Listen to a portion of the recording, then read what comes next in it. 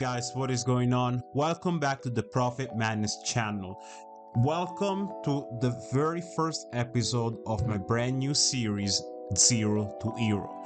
A series where we basically show you what I will do if I were to be a trader that begins from zero, its journey to profitability. Okay, so this episode should have actually been released a few days ago, so I really do want to apologize for the delay, but you guys will understand exactly why it took so long. As you guys can see right now, this this backtesting session, okay, literally took me 13 hours of labor to do, and I did this 13 hours of work in 30 hours. Okay, so I literally had to do a lot of work, and I actually have to rush this episode out because truth be told, it's not even done entirely. Okay, and I was getting questions such as what is going on, are you still doing this? No, I wanted to show you guys that yes, I'm still working on this, but it's actually taking a lot longer than what I was anticipating. I will explain all of this in a second here. Okay, so if you guys want to see more episodes of this, please leave a like and subscribe for more content like this. It does actually take a lot of work, but for the first thing that we want to do, right, when we are beginning our journey towards profitability, is to first of all find a strategy and backtest it. But the way that you should be backtesting it, at least the way that I will recommend doing it, right, is using this trading journal that I am using. You guys can find the link down below, and it's the one that you guys are seeing currently on my screen. And this is something that I created myself. Now, why did I create something like this? Let me give you guys a little bit of an introduction, just so you understand why I'm specifically using this trading journal along with my strategy. Now, this trading journal is built to decipher exactly what you got going on your screen. Okay, and the idea is that the more data that you collect, the more the spreadsheet can be effective at figuring out, whenever you have done your data collection, whenever you open up your screen, you just look at what the charts are showing you on different time frames, and based on your previous data, the spreadsheet is then able to tell you if you should be taking the trade or not. Okay, so you basically have some sort of machine learning, we could say. It's also quantitative trading, like it's that sort of an experience.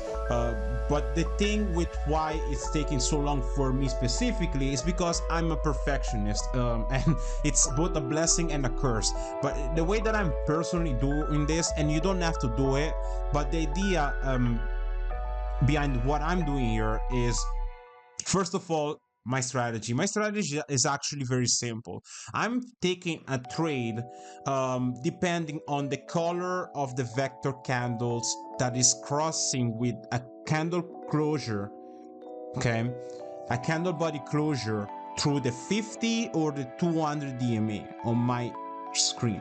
Okay, and if it's a green vector candle crossing the 50 or the 200 DMA or both, okay, I'm going long. And the opposite, of course, can be said on a red vector candle, which of course is when I'm going short. Okay, it's very simple. And if you're wondering what is a vector candle, it's basically a candle. It's an indicator that shows candles based on the volume, the amount of volume behind that candle. Okay, so it's telling us that there is an influx of volume happening at that candle right there, and I'm trying to base a strategy on this. Okay, but it's not just take a trade whenever it shows up on a time frame and start to figure out if it's something that you should be trading like that or not. What I'm trying to do here is actually I'm trying to collect the data of every higher time frame that I'm using, and I want to see what the EMAs are doing on those higher time frames. So what I'm trying to overall do is, let's say I'm taking a trade on the 1 minute and it's telling me to go short. When it's telling me to go short, I also want to check what the EMAs are looking like on the higher time frame. So regardless if it's a profitable trade or not, I'm collecting data that once I'm done with this data collection, I can just go to the trade analysis feature of my trading journal and I can just open up a chart, enter the EMA, what the EMAs are doing on every specific time frame that I'm analyzing for this particular strategy, okay? And based on that exact configuration, I can see if I have any trades that look like that before, and if I do, it's also going to tell me the expectancies that I should have.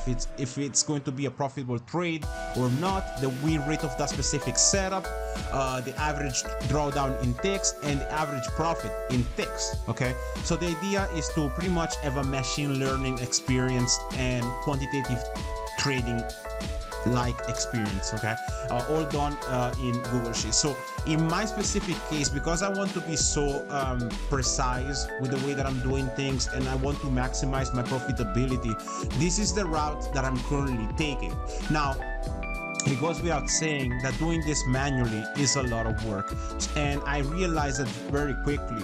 So my plan, okay, going forward for the next episode is actually going to be using and leveraging AI to create something for me, and I'm gonna be pretty much describing to the AI what I'm planning on achieving, and I want to know what's the best way for me to achieve my backtesting data without spending so much time doing it manually. It could end up being very much quant trading like, where perhaps the AI proposes something on Python or C++, which is something that, you know, quant traders tend to use a lot, or perhaps I could get like an AI agent to pretty much do the work for me, and I'll leave that running on a VPS.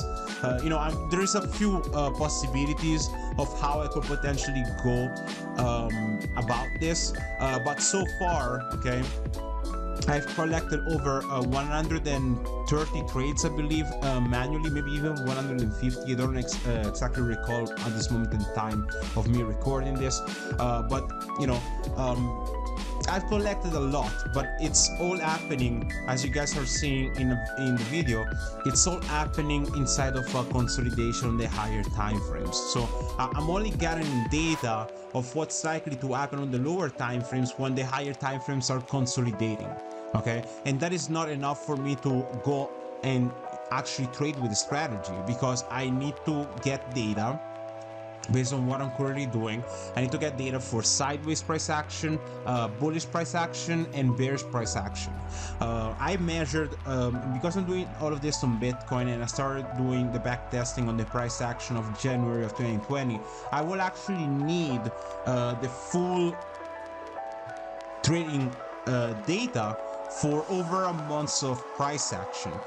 Keep in mind that 13 hours of work, okay, that I've done manually is over 2 days of price action, okay? If 2 days of price action have gotten me over 100 registered trades manually, that's 13 hours of work for close to 2 days of price action. Imagine how long it can take me if I were to do this all manually for over a month of price action, because I will need to, of course, enter each trade, okay, on the 1 minute, the 3 minute, the 5 minute, the 8. You guys get the point. It's a lot of stuff that I'm collecting. So for the next episode, what I'm gonna be doing is I'm gonna be coming up with a solution that hopefully is more easy on me this time around, and I want to get the AI to leverage what I'm doing this. Now, once again, you don't have to do this. You just need to find a strategy, okay? And perhaps you can keep it a lot more simpler. Like, you can get a lot of information. You can be very in depth the same way that I am doing, but based on this current strategy that I am using with the vector candles, as you guys can see, they do tend to show up quite a bit. there is a lot of data that is being collected right here. Okay, so you could replicate what I'm doing, and if you were to do it on a different strategy, or perhaps right, you could keep the same strategy, but you may choose to not take any data from time frames such as the 1 minute and the 3 minute. You know, if you were to do this, if I had done this, for example, on time frames from the 5 minutes and above, guys, this will be a lot more easy to do. Now, why am I still sticking with the idea of collecting data from the 1 minute and the 3 minute if I'm saying that, you know, it will be a lot easier to not do it?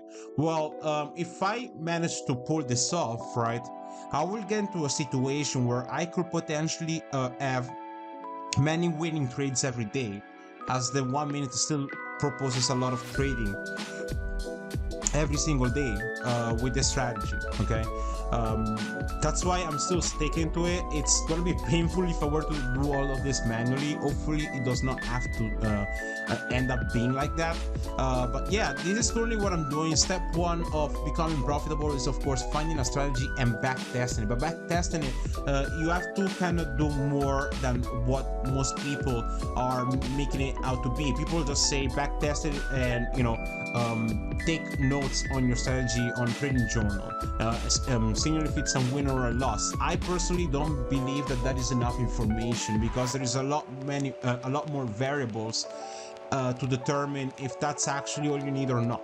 Okay, and because I personally don't believe that that is all you need, I believe that collecting all the context from the higher time frames is the best way to go about it. So this is what I have for you guys for the first episode. I hope that you guys enjoyed it. As you guys can see, this is actually a lot of work that I'm doing, but I really hope that it can actually give you guys a blueprint as to what I will recommend you guys to do if you were to start all of this from scratch and you want to actually achieve profitability.